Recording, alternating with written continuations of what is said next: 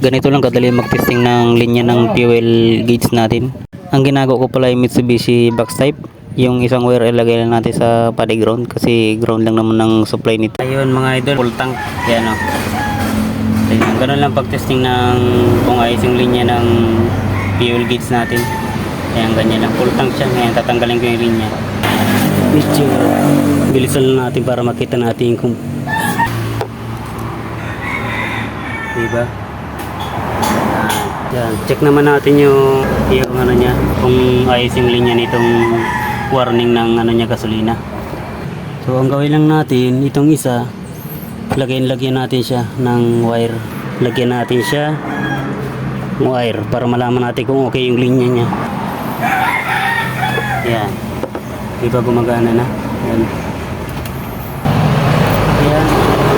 So ganun lang kasimple ganun ang linya ng fuel gauge at ganun lang kasimple.